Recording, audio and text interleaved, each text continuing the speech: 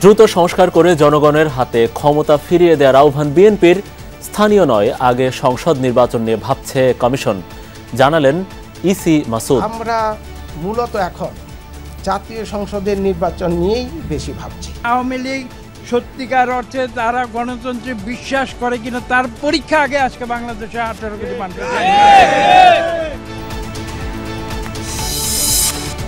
Rome থেকে ঢাকায় আসা ফ্লাইটে বোমা আতঙ্ক, নিরাপদে নামিয়ে আনা হয়েছে সব যাত্রীকে, চলছে বোম ডিসপোজাল ইউনিটের তল্লাশি। জুলাই স্মৃতি ফাউন্ডেশনের দায়িত্ব ছাড়লেন সার্জিস আলম। অভ্যুত্থানে হতাহতদের পরিবারের সাথে আচরণ নিয়ে উদ্বেগ, এখনও সহায়তা পাননি অনেকে, বলছেন নাগরিক কমিটি। দাভোসে ফিনিশ প্রেসিডেন্টের সঙ্গে প্রধান উপদেষ্টার সাক্ষাৎ, ভূ রাজনৈতিক বিভিন্ন বিষয়ে আলোচনা, রোহিঙ্গা সংকট নিয়ে বাংলাদেশে আন্তর্জাতিক বৈঠকের পরিকল্পনা। 1 মাস ধরে নিখোঁজ, গুমের হুমকি পাওয়া গাজীপুরের সাইদুল, বেঁচে আছেন কিনা জানেন না কেউ, অব্যাহত আছে অনুসন্ধান, জানিয়েছে পুলিশ। 11 থেকে আমি ফোন দেই, ফোন বন্ধ, এখন পর্যন্ত ওর কোনো সন্ধান পাওয়া যাইতেছে না। আমার একটা ছেলে, আমার আর কোনো ছেলে নাই। ইউক্রেনে যুদ্ধ বন্ধে রাজি না হলে রাশিয়ার ওপর আরও নিষেধাজ্ঞার হুঁশিয়ারি ডোনাল্ড ট্রাম্পের। এলজিবিটিকিউ সুরক্ষা কর্মসূচি বাতিল করে 2 লিঙ্গের স্বীকৃতি দিয়ে নির্বাহী আদেশ।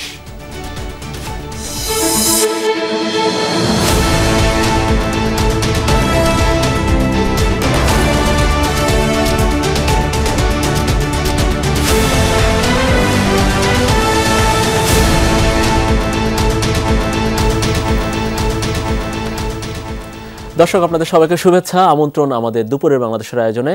আপনাদের সাথে আছি আমি মনিরুল ইসলাম। এতক্ষণ আমাদের শিরোনামগুলো দেখছিলেন, তো চলুন শুরু করা যাক বিস্তারিত খবর। স্থানীয় সরকার নয়, আগে জাতীয় সংসদ নির্বাচন নিয়ে ভাবছে কমিশন, এমনটাই জানিয়েছেন নির্বাচন কমিশনার আব্দুর রহমানুল মাসুদ। সকালে বরিশালে আঞ্চলিক নির্বাচন কর্মকর্তার কার্যালয়ে ভোটার তালিকা হালনাগাদ উপলক্ষে জেলার নির্বাচন কর্মকর্তাদের সাথে মতবিনিময় সভা করেন ইসি। জানান, প্রধান উপদেষ্টা চলতি বছরের শেষ অথবা 2026-এর প্রথম দিকে ভোট হওয়ার ঘোষণা দিয়েছেন, তাই জাতীয় সংসদ নির্বাচন নিয়ে বেশি ভাবছে কমিশন। ইসি বলেন, জনগণের কাছে সুষ্ঠু ভোট উপহার দিতে কমিশন প্রতিজ্ঞাবদ্ধ। ভোট নিয়ে সাধারণ মানুষের অনীহা উত্তরণ ও গ্রহণযোগ্য নির্বাচন দিতে চেষ্টা চলছে। এ সময় ভোটার তালিকা হালনাগাদে কর্মরত 35,000 তথ্য সংগ্রহকারীকে দায়িত্বশীল হয়ে কাজ করার আহ্বান জানান এই কমিশনার। ভুয়া ভোটার থাকলে প্রমাণ সাপেক্ষে বাতিলেরও আশ্বাস দেন তিনি। জাতির সামনে সবচেয়ে বড় ফোকাস হচ্ছে সংসদ নির্বাচন, পার্লামেন্ট নির্বাচন। আমরা মূলত এখন জাতীয় সংসদের নির্বাচন নিয়েই বেশি ভাবছি। সঠিক, সুন্দর, মানুষের কাছে গ্রহণযোগ্য একটা নির্বাচন দেওয়ার জন্য প্রতিশ্রুতিবদ্ধ এবং আমরা এই লক্ষ্যেই এগিয়ে যাচ্ছি। আওয়ামী লীগ এদেশের মানুষের সাথে বারবার বেইমানি করেছে। আগামী নির্বাচনে অংশ নেওয়ার আগে তারা গণতন্ত্রে বিশ্বাস করে কিনা সেটি প্রমাণ করতে হবে, একথা বলেছেন বিএনপির স্থায়ী কমিটির সদস্য ডক্টর আব্দুল মঈন খান। বেলা 11টা নাগাদ বিএনপির প্রতিষ্ঠাতা জিয়াউর রহমানের সমাধিতে শ্রদ্ধা নিবেদন শেষে তিনি একথা বলেন। দেশে ফেরার পর যুক্তরাজ্য বিএনপির সহসভাপতি আবেদ রাজাকে সাথে নিয়ে তিনি শ্রদ্ধা নিবেদন করেন। মঈন খান বলেন, আওয়ামী লীগ কখনো স্বাধীনতার সপক্ষের শক্তি ছিল না। 1971 সালে যান বাঁচানোর জন্য 7 কোটি বাঙালিকে পাক হানাদার বাহিনীর বন্দুকের মুখে ফেলে পালিয়েছিল তাদের নেতা। 24-এর ছাত্র জনতার আন্দোলনে আবারও প্রমাণিত হয়েছে ফ্যাসিবাদ এদেশে টেকে না। বর্তমান সরকারের গুরু দায়িত্ব হলো গণতন্ত্র ফিরিয়ে দেয়া। বিএনপি সরকারকে সহযোগিতা করবে, বলেন সংস্কার করে যত দ্রুত সম্ভব জনগণের ক্ষমতা জনগণের হাতে ফিরিয়ে দিতে। এই বাংলাদেশে আওয়ামী লীগ সরকার বিগত 15 বছর যাবৎ বাংলাদেশের মানুষের সঙ্গে তারা বেইমানি করেছে। তারা নিজেদের স্বাধীনতার শক্তি বলে দাবি করে, তারা কখনো স্বাধীনতার পক্ষে শক্তি ছিল না। নির্বাচন আগামীতে করবে কি করবে না সেটা তো প্রশ্ন নয়, প্রশ্ন হচ্ছে আগে আওয়ামী লীগ সত্যিকার অর্থে তারা গণতন্ত্রে বিশ্বাস করে কিনা তার পরীক্ষা আগে আজকে বাংলাদেশে 18 কোটি মানুষ। সংস্কার চলমান প্রক্রিয়া, তাই অবাধ সুষ্ঠু নির্বাচনের জন্য যতটুক সংস্কার প্রয়োজন সেটা সম্পন্ন করে নির্বাচন দেওয়ার আহ্বান জানিয়েছেন বিএনপির স্থায়ী কমিটির সদস্য নজরুল ইসলাম খান। দুপুরে বিএনপির লিয়াজো কমিটির সাথে খেলাফত মজলিসের বৈঠক শেষে তিনি বলেন, দীর্ঘ 16 বছরের আন্দোলনের মধ্য দিয়ে স্বৈরাচার ও ফ্যাসিস্ট সরকার পালিয়ে গেছে। জানান, আগামী নির্বাচনে জয়লাভ করলে ঐক্যবদ্ধ আন্দোলনের শরিক দলগুলোকে নিয়ে সরকার গঠন করবে বিএনপি। বলেন, ফ্যাসিস্ট পালিয়েছে, তবে গণতন্ত্র পুনঃপ্রতিষ্ঠার কাজ বাকি আছে। ধর্মভিত্তিক রাজনৈতিক দলগুলোর জোট ইস্যুতে নজরুল ইসলাম খান বলেন, জোট করা রাজনৈতিক অধিকার, এটা নিয়ে চিন্তিত নয় বিএনপি। বলেন, মার্কিন নতুন প্রশাসনের সাথেও আগের মতোই সম্পর্ক বিদ্যমান থাকবে।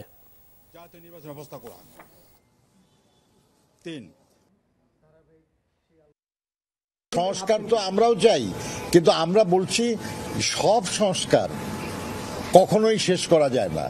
এর জন্য যেসব সংস্কার প্রয়োজন, গুরুত্বপূর্ণ, এই সংস্কারগুলি তো আমরাও চাচ্ছি, এবং সেটা যত দ্রুত সম্ভব।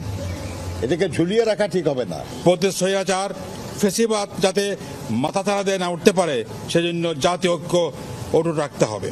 খুন, গুম, হত্যা, নির্যাতনের যারা জড়িত দ্রুত বিচার আইনের আওতায় এনে তাদের বিচার ব্যবস্থা করা। ইতালির রোম থেকে ঢাকাগামী বিমান বাংলাদেশ এয়ারলাইন্সের ফ্লাইটে বোমা হামলার কোনো আলামত পাওয়া যায়নি। দুপুর 12:30টার দিকে অনুসন্ধান স্থগিত করা হয়েছে। বিমানবন্দরের নির্বাহী পরিচালক গ্রুপ ক্যাপ্টেন কামরুল ইসলাম জানিয়েছেন, BG356 নম্বর ফ্লাইট রোম থেকে ঢাকায় আসার পথে বোমা হামলার হুমকি দেওয়া হয়। ফ্লাইটটি সকাল 9টা 20 মিনিটে হযরত শাহজালাল আন্তর্জাতিক বিমানবন্দরের জরুরি অবতরণ করলে 250 যাত্রী ও 13 ক্রিউকে প্লেন থেকে টার্মিনালে আনা হয়। কোনো বোমা হুমকি আছে কিনা তা জানতে প্লেনটিতে বোম ডিসপোজাল ইউনিট সহ যৌথ বাহিনী তল্লাশি চালায়। বিমানবন্দরের নির্বাহী পরিচালক আরও জানিয়েছেন, দুপুর 12:30টার দিকে কোনো ধরনের হুমকি না মেলায় অনুসন্ধান বন্ধ করা হয়েছে। বর্তমানে যাত্রীদের ব্যাগেজ স্থানান্তর করা হচ্ছে। ওদের একটা জায়গায় নামানো হয়েছে, ওরা ওইখানে সবাই আছে, আর বাকি বেশি ওরা কথা বলতে পারতেছে না। পরে ওই নাম্বারে আমি ফোন দিচ্ছি, নাম্বারটা বন্ধ, হয়তো বা প্রোটোকলের কারণে কোনো একটা কারণে বন্ধ, কিন্তু ওই না বাকি আপডেট যে এতটুকু শিওর করলো যে ওরা সেভ আছে। ভয় তো থাকবেই, এরকম শুনে তো ভয় থাকবেই নর্মালি। আপনি যদি কখনো এরকম কোনো কিছু শুনেন তো ভয় থাকবে না, কিন্তু নামার পর দেখতেছে স্বাভাবিক, সবকিছুই স্বাভাবিক। এখনো লোক আছে ভিতরে, কেউ বাইরে হইতেছে, কেউ বাইরে হইতেছে না। আর একটু বিস্তারিত জানতে চাই আমরা। বিমানবন্দরে যাচ্ছি, আমাদের সহকর্মী আখলাকুস সাফা সেখান থেকে জানাবেন। সাফা, একটু স্বস্তি লাগছে নিশ্চয়ই ওখানকার যাত্রীদের বা অন্য পুরো বিমানবন্দর চত্বরে একটু স্বস্তি নেমে এসেছে নিশ্চয়ই, কারণ বিমানবন্দর কর্তৃপক্ষ বলছে যে আর কোনো সমস্যা নেই, তাদের অনুসন্ধানও মোটামুটি শেষ। তাহলে এখন প্রক্রিয়াটা কি? এই বিমানেই কি যাত্রীরা রওনা দিবেন কিনা, বা পরবর্তী পদক্ষেপগুলো কি হবে?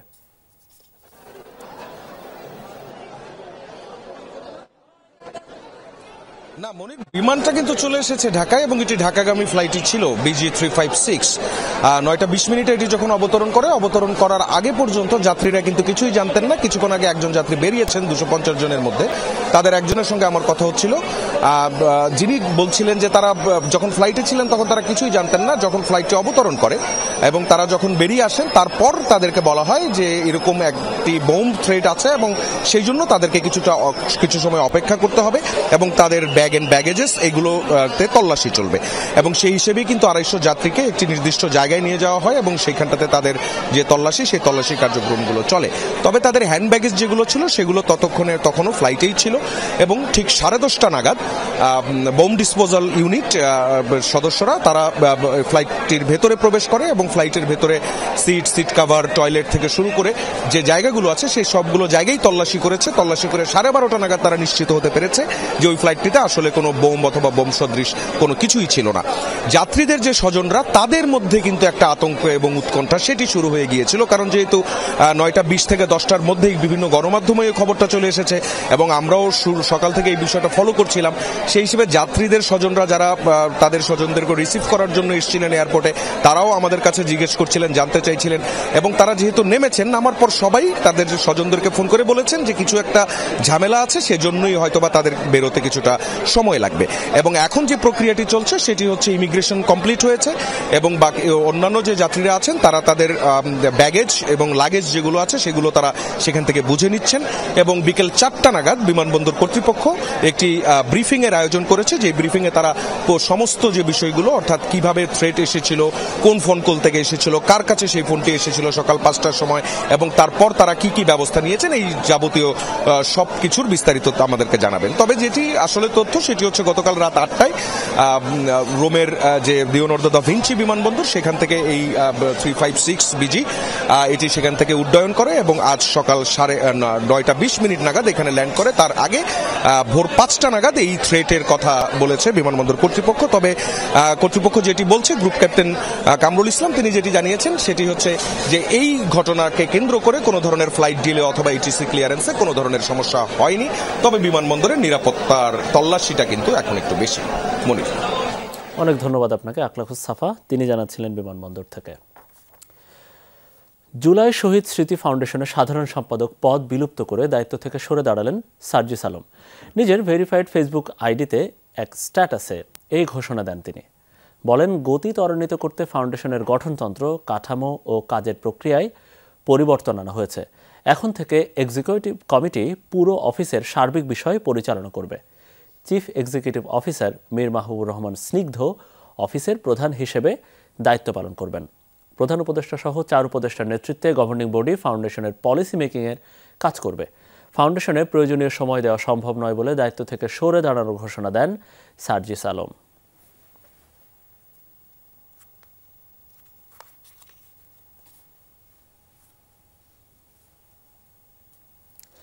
জুলাই আগস্ট রেখে গেছে কয়েক হাজার গল্প।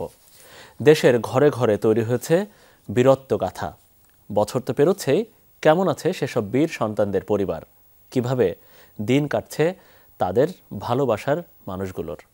যাত্রাবাড়িতে তেমনই সব হারা এক পরিবারের গল্প শুনবো আমরা আমাদের সহকর্মী সুমাইয়া ঐশীর কাছ থেকে।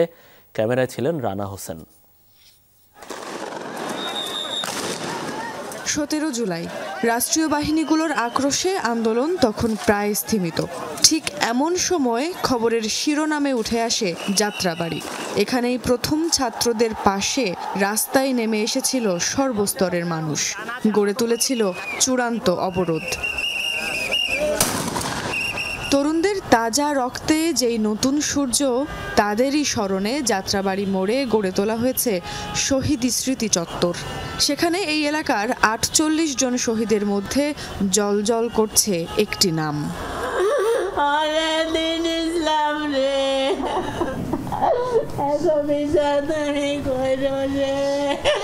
আমার বাবার রক্ত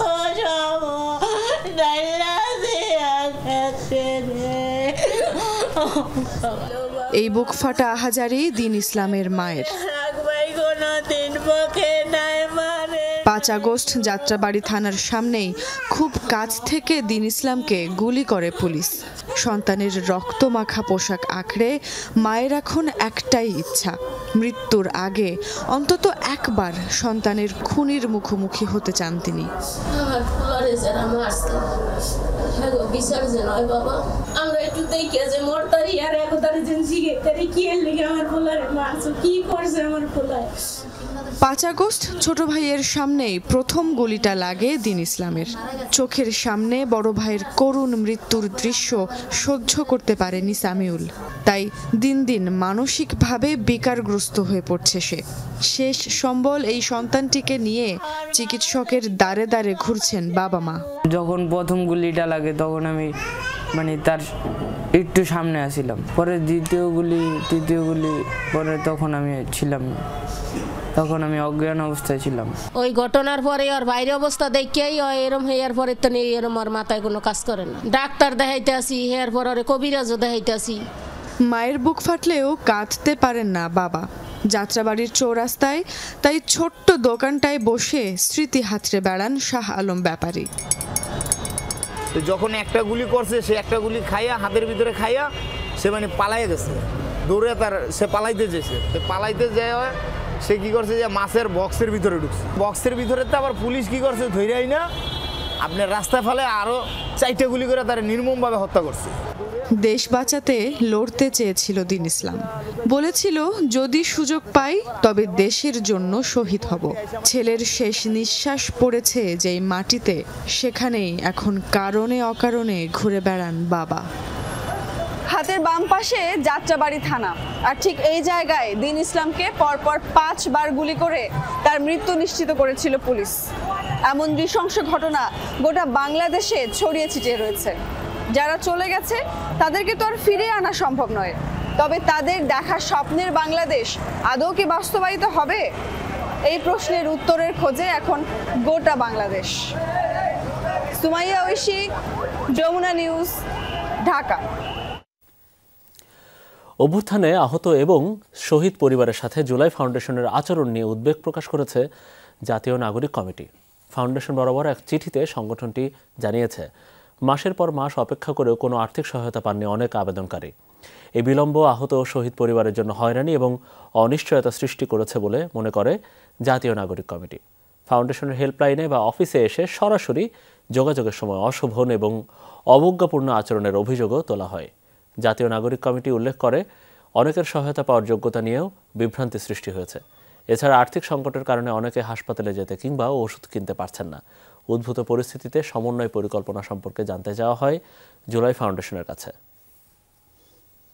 সুইজারল্যান্ডে ব্যস্ত সময় পার করছেন অন্তর্বর্তী সরকারের প্রধান উপদেষ্টা ডক্টর মোহাম্মদ ইউনূস। দাভোসে চলমান বিশ্ব অর্থনৈতিক ফোরামে যোগ দিতে অন্তর্বর্তী সরকার প্রধান অবস্থান করছেন দেশটিতে। মঙ্গলবার স্থানীয় সময় বিকেলে জুরিখে তাকে স্বাগত জানান জেনেভায় বাংলাদেশের স্থায়ী প্রতিনিধি তারেক মোহাম্মদ আরিফুল ইসলাম। প্রথম দিনেই সম্মেলনের পাশাপাশি অনুষ্ঠিত হয় বেশ কিছু বৈঠক।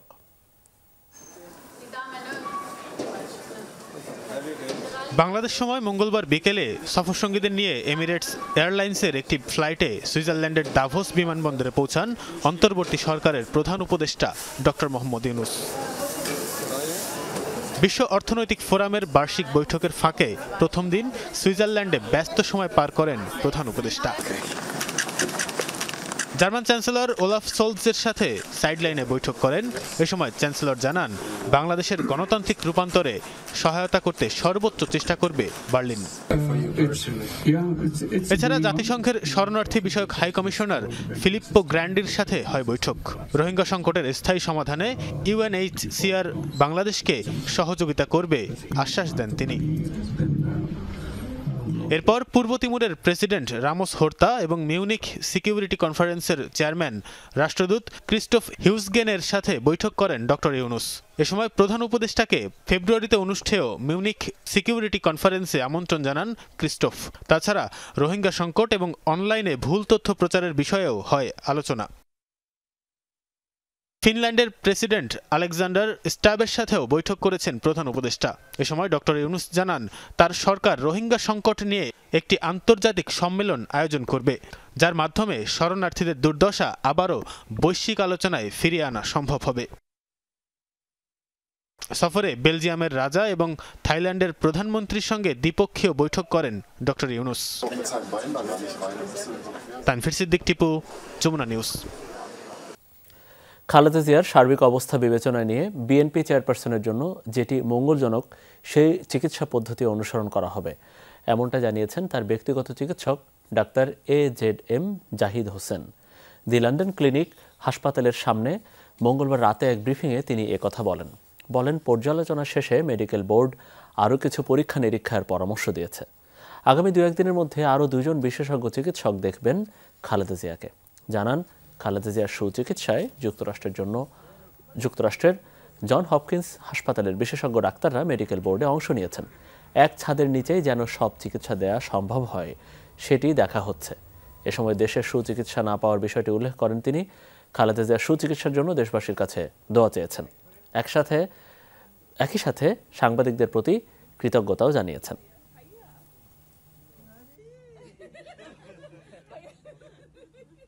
চিকিৎসার ব্যাপারে আমাদের যে পদ্ধতি, অর্থাৎ উনি তো এখন ঔষধ দিয়ে চিকিৎসা চলছে লিভারের জন্য, কিডনির জন্য, হার্টের জন্য, ডায়াবেটিস, প্রেশার, রিউমাটয়েড আর্থ্রাইটিস প্রত্যেকটির জন্য।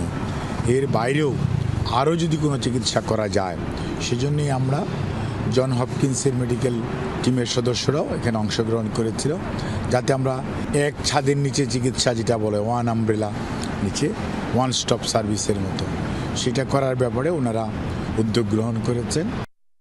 জুলাই আগস্টে সংগঠিত গণহত্যার বিচার আন্তর্জাতিক অপরাধ ট্রাইব্যুনালে করার এখতিয়ার চ্যালেঞ্জ করে সাবেক সেনা কর্মকর্তা জিয়াউল আহসানের করা আবেদন খারিজ করে দিয়েছে ট্রাইব্যুনাল। ট্রাইব্যুনালের চেয়ারম্যান বিচারপতি মোহাম্মদ গোলাম মুর্তজা মজুমদারের নেতৃত্বে 3 সদস্যের ট্রাইব্যুনাল এই আদেশ দিয়েছেন।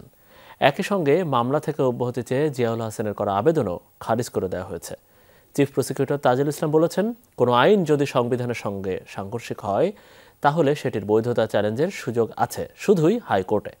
এছাড়াও তিনি বলেন, জুলাই গণহত্যার বিচার কাজ প্রভাবিত করতে আদালতের আদেশ অমান্য করে বিদেশে বসে শেখ হাসিনা যে ধরনের উস্কানিমূলক বক্তব্য দিচ্ছেন সে বিষয়ে ট্রাইব্যুনাল তৎপর।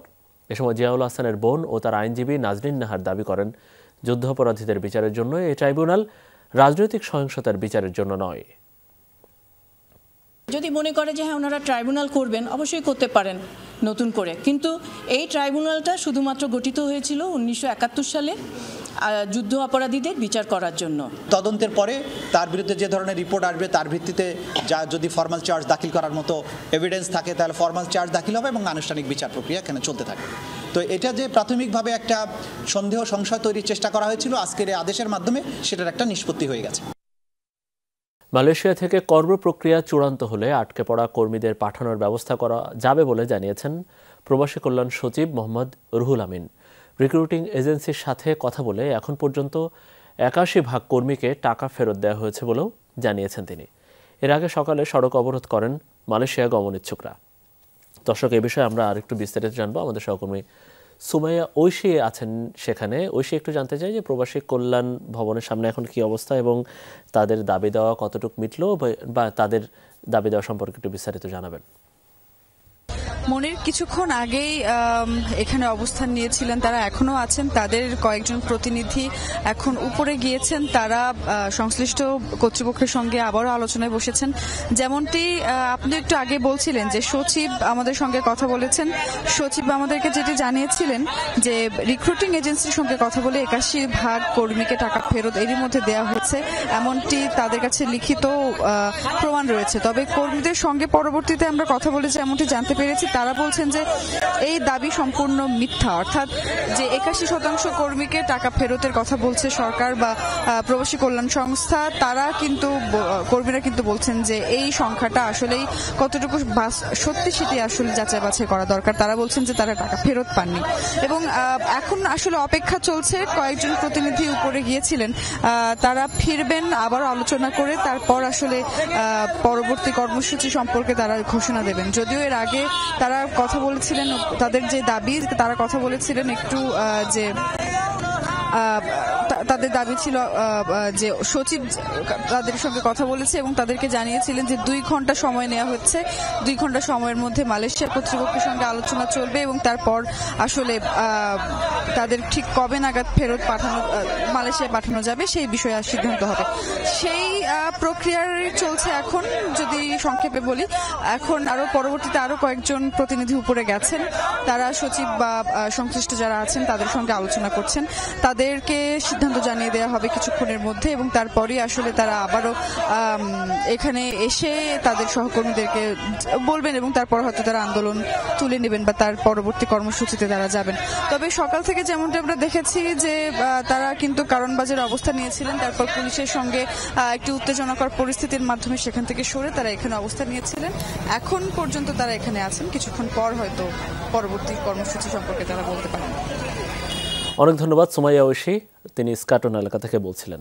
ঢাকা বিশ্ববিদ্যালয় এলাকায় ঝুলন্ত অবস্থায় এক ব্যক্তির মরদেহ উদ্ধার করেছে পুলিশ, তবে তাৎক্ষণিকভাবে তার নাম পরিচয় জানা যায়নি।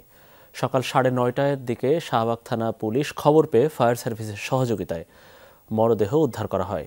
স্থানীয়রা বলছে ওই ব্যক্তি ভবঘুরে মানসিক ভারসাম্যহীন। পুলিশের ধারণা তিনি আত্মহত্যা করে থাকতে পারেন। এই ঘটনায় শাহবাগ থানায় অপমৃত্যুর মামলা দায়ের হয়েছে। বুধবার সকাল 7:30টা ঢাকা বিশ্ববিদ্যালয়ের গণিত বিভাগের উল্টো পাশের মেহগনি গাছে ঝুলন্ত অবস্থায় এক ব্যক্তিকে দেখতে পায় পথচারীরা। বিষয়টি শাহবাগ থানা পুলিশকে জানায় তারা। পরে ফায়ার সার্ভিসের সহায়তায় ওই ব্যক্তিকে গাছ থেকে নামিয়ে ঢাকা মেডিকেলে পাঠায় পুলিশ। দায়িত্বরত চিকিৎসক তাকে মৃত ঘোষণা করেন। স্থানীয়রা জানান ওই ব্যক্তি ভবঘুরে থাকতেন, ফুটপাতেই ছিল মানসিক সমস্যাও। তাদের ধারণা মঙ্গলবার দিবাগত রাতে ওই গাছে উঠে গলায় ফাঁস দেয় সে। আমি লালবাগের থেকে খেপ লই আইতেছি, একটা ছাত্র লই আইতেছি রে দেখতে আসি এনে দর্শক খাওয়া দিয়েছে। আমি পশ্চিমেতে আইতেছি, আইনে পরে দি দেখি লাস্ট লটকি দিয়েছে। সকাল 8:30টার ঘটনা। আমরা আসি, আমি মেডিকেলের পেশেন্ট তো আসছি, আইসা দেখলাম যে এখানে একটা লাশ ঝুলতেছে। বয়সটা তাকরিবান 35 থেকে 40। পুলিশের প্রাথমিক ধারণা এটি আত্মহত্যা, তবে মৃত ব্যক্তির পরিচয় এখনো নিশ্চিত হওয়া যায়নি। পরিচয় শনাক্তে কাজ করছে পুলিশ। আমি ফায়ার সার্ভিসের সাথে যোগাযোগ করি, পরবর্তীতে ফায়ার সার্ভিস বংশাল স্টেশনের সহায়তায় আমরা গাছ থেকে লাশটি নামাই এবং ঢাকা মেডিকেল কলেজ হসপিটালে নিয়ে আসি ইমার্জেন্সি বিভাগে। পরবর্তীতে কর্তব্যরত ডাক্তার তাকে মৃত ঘোষণা করেন। এরপরে আমরা লাশটা মর্গে লিখেছি, যেহেতু অজ্ঞাতনামা লাশ, আমরা আমাদের সিআইডি ক্রাইম সিমেনের মাধ্যমে তার নাম ঠিকানা যাচাইয়ের চেষ্টা করছি। এ ঘটনায় শাহবাগ থানায় একটি অপমৃত্যুর মামলা হয়েছে। ময়নাতদন্তের জন্য মরদেহ পাঠানো হয়েছে ঢাকা মেডিকেল কলেজ হাসপাতালের মর্গে। ফয়সাল মাহমুদ, যমুনা নিউজ, ঢাকা। রাজধানীর শাহবাগে সড়ক অবরোধ করেছে medical assistant training school MATS এর শিক্ষার্থীরা। আমাদের সহকর্মী MA আজিজ এই মুহূর্তে শাহবাগে আছেন। একটু জানতে চাই তার কাছে, কেন তারা এই আন্দোলনে নামলেন হঠাৎ করে, এবং শাহবাগী বা কেন তারা দখল করলেন, বা শাহবাগী বা কেন তারা অবরোধ করলেন, তাতে করে ভোগান্তি কেমন হচ্ছে? ধন্যবাদ মনির। আমি শাহবাগ মোড়ে আছি। এখানে আমরা দেখতে পাচ্ছি যে বাংলা মেডিকেল অ্যাসিস্ট্যান্ট ট্রেনিং স্কুলের শিক্ষার্থীরা শাহবাগ মোড় অবরোধ করেছেন। মূলত 4 দফা দাবিতে তারা আজকের এই অবরোধ কর্মসূচি পালন করছেন। তাদের দাবির মধ্যে আছে, তারা বলছেন যে তাদের জন্য যে দেশের সরকারি চাকরি আছে সেই চাকরিতে তাদের সুযোগ তৈরি করতে হবে। এর পাশাপাশি তারা বলছেন তাদের জন্য আলাদা বোর্ড গঠন করতে হবে। এর পাশাপাশি আছে শিক্ষার্থী আন্দোলনকারী শিক্ষার্থীরা বলছেন যে তাদের যে দেশে যে উচ্চশিক্ষা, সেই উচ্চশিক্ষার সুযোগ তাদের জন্য তৈরি করতে হবে। এর পাশাপাশি আছে যে তারা বলছেন যে তাদের জন্য আলাদা একটি বোর্ড গঠন করতে হবে, যে বোর্ডের মাধ্যমে তারা স্বতন্ত্রভাবে তাদের জন্য আলাদা কারিকুলাম গঠন করা হবে এবং সেখান থেকে তারা উচ্চশিক্ষার সুযোগ লাভ করবেন। আমরা এখানে দেখেছি যে প্রায় ঘন্টা খানেক তারা এই শাহবাগ মোড় অবরোধ করে রেখেছেন, যার কারণে আশপাশে যে সড়কগুলো আছে আমরা দেখতে পাচ্ছি বাংলা মোটর থেকে শাহবাগ পর্যন্ত এবং জেরো টেলিফোন রোড দিয়ে এখানে এসেছেন, সেখানেও যানবাহনের দীর্ঘ সারি। আমরা দেখতে পাচ্ছি যে অনেক যাত্রী যানবাহন থেকে নেমে পায়ে হেঁটে তাদের গন্তব্যে রওনা শুরু করেছেন। এর পাশাপাশি আমরা ঢাকা বিশ্ববিদ্যালয় থেকেও যে রোডটি শাহবাগ মোড়ে এসেছে সেখানেও যানবাহনের দীর্ঘ সারি আমরা দেখতে পাচ্ছি। এখানে সব মিলিয়ে শিক্ষার্থীদের আন্দোলনের ফলে আমরা দেখতে পাচ্ছি যে শাহবাগ মোড়ে এক ধরনের স্থবিরতা দেখা দিয়েছে এবং তার ফলে এখানে মোটামুটি একটা ভালো যানজটের পরিবেশ আমরা দেখতে পাচ্ছি।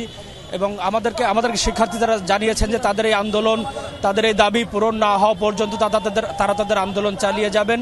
এখন শিক্ষার্থীরা বলছেন যে এই আন্দোলনের যদি সঠিক কোনো দিক নির্দেশনা বা সরকারের পক্ষ থেকে যদি কোনো সুনির্দিষ্ট সুপারিশ বা কোনো ইঙ্গিত তাদের না দেওয়া হয়, যতক্ষণ পর্যন্ত না দেওয়া হবে ততক্ষণ পর্যন্ত তারা তাদের এই আন্দোলন চালিয়ে যাবেন। মনির জি, অনেক ধন্যবাদ আপনাকে। প্রায় 1 মাস ধরে নিখোঁজ গাজীপুরের সাইদুল ইসলাম। কোথায় গেছেন, বেঁচে আছেন না মরে গেছেন, তাও জানেন না কেউ। স্বজনরা বলছেন গত 24 ডিসেম্বর জৈনা বাজারের উদ্দেশ্যে বাসা থেকে বের হন 28 বছরের সাইদুল। এরপর আর ফিরে আসেননি। খোঁজ নিয়ে জানা গেছে নিখোঁজের আগে গুমের হুমকি পেয়েছিলেন এবং সে ঘটনায় তিনি জিডি করেছিলেন। পুলিশ বলছে সাইদুলকে খুঁজে বের করার চেষ্টা চলছে। গাজীপুর প্রতিনিধি হোসেন আলী বাবুকে সাথে নিয়ে বিস্তারিত জানাচ্ছেন আশিক মাহমুদ। গত 24 ডিসেম্বর রাত 9টার দিকে জৈনা বাজারের উদ্দেশ্যে বাড়ি থেকে বের হন গাজীপুরের শ্রীপুরের বাসিন্দা সাইদুল ইসলাম। এরপর 1 মাস পেরোতে চললেও এখনো হদিস মেলেনি তার। এ নিয়ে উদ্বিগ্ন স্বজনরা। আমার একটা ছেলে, আমার আর কোনো ছেলে নাই। পরে রাত 1:11 থেকে আমি ফোন দেই, ফোন বন্ধ। এখন পর্যন্ত ওর কোনো সন্ধান পাওয়া যাইতেছে না। ছেলে নিখোঁজের 2 দিন পর 26 ডিসেম্বর শ্রীপুর থানায় সাধারণ ডায়েরি করেন সাইদুলের বাবা মকবুল হোসেন। খোঁজ নিয়ে জানা গেছে নিখোঁজের আগে সাইদুল নিজেই গুমের শঙ্কার কথা উল্লেখ করে থানায় জিডি করেছিলেন। কি কারণে নিখোঁজের আগে নিজেই থানায় জিডি করেছিল সাইদুল? এই প্রশ্নের উত্তর খুঁজতে একটু পেছনে ফেরা যাক। গত 29 অক্টোবর সাইদুলের ফুফাতো ভাই আলমগীর সহ 2 যুবককে চুরির অপবাদে স্থানীয় ফাইজুদ্দিন সহ কয়েকজন গাছে বেঁধে নির্যাতন করে, শরীরে মরিচের গুঁড়া ছিটিয়ে দেয়। এই ঘটনায় শ্রীপুর থানায় ফাইজুদ্দিন সহ কয়েকজনের নামে মামলা হয়, যার প্রত্যক্ষ সাক্ষী সাইদুল। এই ঘটনায় আদালতে সাক্ষী দেয় আসামিরা প্রাণে মেরে ফেলার হুমকি দেয় সাইদুলকে।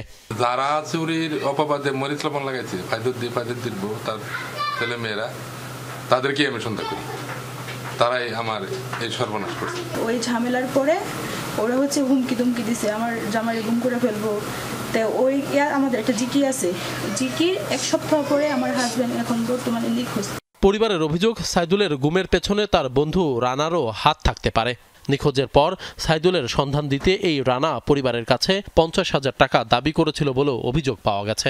রানা বলল যে আঙ্কেল এটা তো দেখানোই থাক, ভালোই আছে। আমি বললাম যে বাবা যদি ভালো থাকে আমার ছেলেটা আমার কাছে ফেরাই আনিয়ে দেওয়ার কোনো ব্যবস্থা করে দিন। তারা একবারে খালি হাতে কিছু করা যাচ্ছে বলে আঙ্কেল 20,000 টাকা দেওয়া হইব, একজনটা দিলেও তো 50,000 কম দেওয়া যায়। যদিও এসব অভিযোগ অস্বীকার করেছেন রানা। আমি জানলে কেন বের করে দিব না, আমার রাতকে দেখছিলাম আমি তো ভাই জুম হয়ে গেলে আমি সম্পত্তির মালিক হব। পুলিশ বলছে সাইদুলকে খুঁজে বের করতে কাজ করছে তারা। এখন স্টেজ পাইনি আমরা চেষ্টা করতেছি ওই সূত্র ধরে আগানোর জন্য আর কি। পাসপোর্টটা আছে, পাসপোর্টটা নিয়ে আমরা আগে পাসপোর্টটা আসলে কাহিনী। বাবা খেলনা নিয়ে ফিরবে এমন আশায় পথ চেয়ে বসে আছে সাইদুলের ফুটফুটে ছোট্ট মেয়েটিও। সবার আশা সুস্থ শরীরে ফিরবে সাইদুল। আশিক মাহমুদ, যমুনা নিউজ, গাজীপুর। ইউক্রেনে যুদ্ধ বন্ধে আলোচনায় রাজি না হলে আরও নিষেধাজ্ঞা আরোপ করা হবে রাশিয়ার উপর। ক্ষমতা গ্রহণের পরে এ হুঁশিয়ারি দিলেন মার্কিন প্রেসিডেন্ট ডোনাল্ড ট্রাম্প। তবে কী ধরনের অবরোধ আরোপ করা হতে পারে এ বিষয়ে বিস্তারিত কিছুই বলেননি। ট্রাম্প জানান ইউক্রেনকে সামরিক সহায়তার বিষয়টিও বিবেচনা করছে তার প্রশাসন। তার অভিমত, কিয়েভের পাশে দাঁড়াতে ইউরোপের আরও সহায়তা করা উচিত। ইউক্রেনের প্রেসিডেন্ট ভলোদিমির জেলেনস্কি এবং রুশ প্রেসিডেন্ট ভ্লাদিমির পুতিন উভয়ের সাথে শিগগিরই আলাপ করবেন, জানান মার্কিন প্রেসিডেন্ট। 2022 সালের ফেব্রুয়ারিতে ইউক্রেনে অভিযান শুরুর পর রাশিয়ার বিরুদ্ধে বড় বড় নিষেধাজ্ঞা দিয়েছে যুক্তরাষ্ট্র।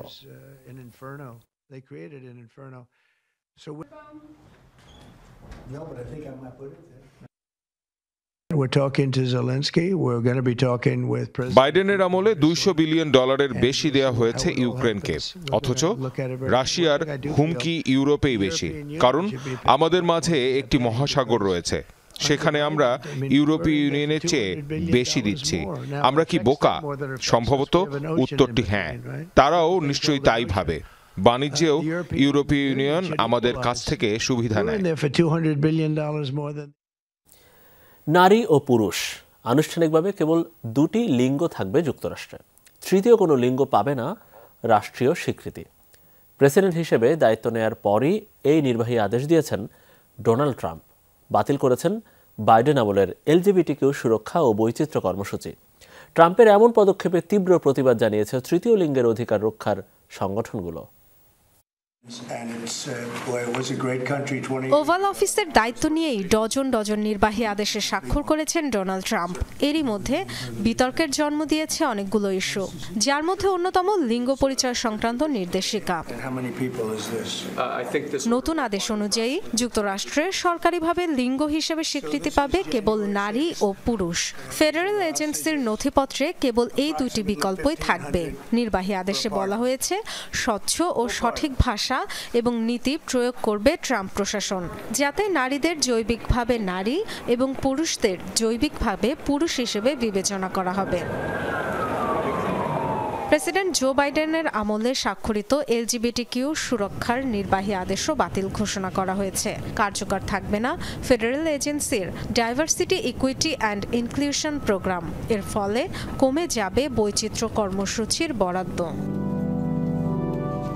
ট্রাম্পের নতুন নীতি ঘোষণার পরই বিরোধিতায় সরব হয়েছে তৃতীয় লিঙ্গের অধিকার রক্ষার সংগঠনগুলো। সামাজিক যোগাযোগ মাধ্যমেও শুরু হয়েছে প্রতিবাদ। মঙ্গলবার দ্বিতীয় মেয়াদের প্রথম কার্যদিবসের আগে ওয়াশিংটন ন্যাশনাল ক্যাথেড্রালে প্রার্থনায় সস্ত্রীক অংশ নেন ডোনাল্ড ট্রাম্প। সেখানেও এলজিবিটি কমিউনিটি এবং অভিবাসীদের নিয়ে উদ্বেগ প্রকাশ করেন বিশপ।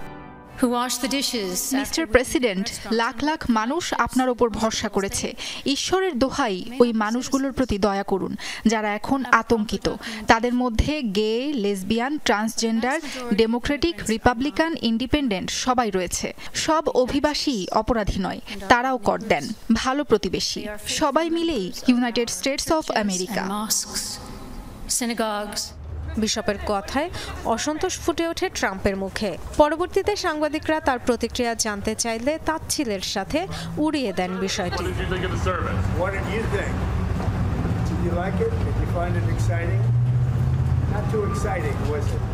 ট্রাম্পের সিদ্ধান্তকে সাধুবাদও জানিয়েছেন অনেকে। ব্যক্তিগতভাবে মনে করি তিনি সঠিক ট্র্যাকে আছেন। তিনি যে পথে আছেন তাতে পূর্ণ সমর্থন করছি। আশা করছি ওই পথেই থাকবেন। গেল মার্কিন প্রেসিডেন্ট নির্বাচনে প্রধান দুই দলের অন্যতম গুরুত্বপূর্ণ এজেন্ডা ছিল গর্ভপাত ও লিঙ্গ। লিবারেল ডেমোক্রেটরা দুই ইস্যুতেই উদারপন্থী অবস্থান নিলেও রক্ষণশীল ভূমিকা নিয়েই সরব ছিল রিপাবলিকানরা। বিশ্লেষকরা বলছেন ব্যালটেও বড় প্রভাব ফেলেছে এই দুটি বিষয়। বিশেষ করে মুসলিম ভোটারদের টানতে সক্ষম হয়েছেন ডোনাল্ড ট্রাম্প। ডরথি তাস্টিন, যমুনা নিউজ। দর্শক, এই ছিল আমাদের দুপুরে বাংলাদেশের আয়োজনে। এতক্ষণ আমাদের সাথে থাকার জন্য আপনাদের সবাইকে অনেক অনেক ধন্যবাদ।